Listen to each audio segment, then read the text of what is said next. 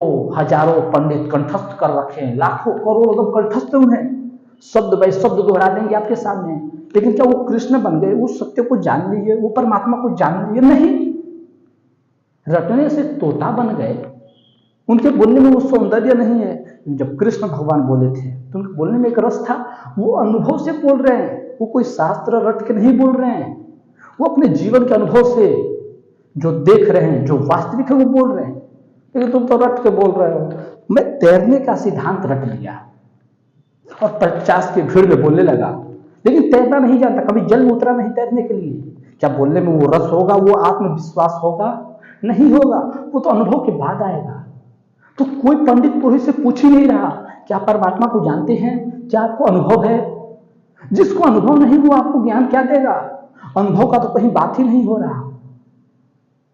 पहले अनुभव पूछिए, सिद्धांत से काम नहीं चलेगा।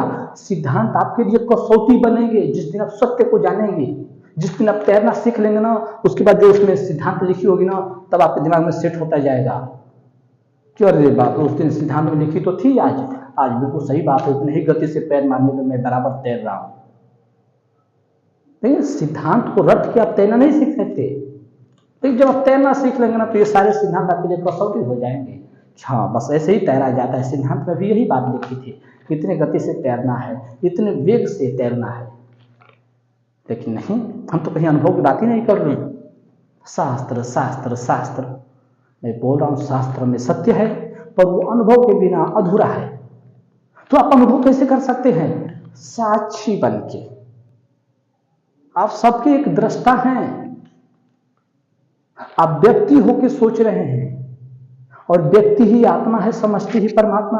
अब व्यक्ति का जो भाव है वो छोड़ दीजिए, आप समष्टि हो जाइए, सबका दृष्टा। आप मुक्त हुए, सबका मालिक एक है। बूंद जैसे सागर में विलीन हो जाता है, उस दिन आप साक्षी में विलीन हो जाएंगे।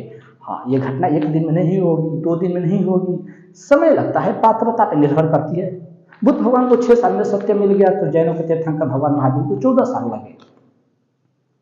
कोई घर से निकलते ही मंजिल पा लिया, तो कोई उम्र भर रास्ते में भटकता रहा।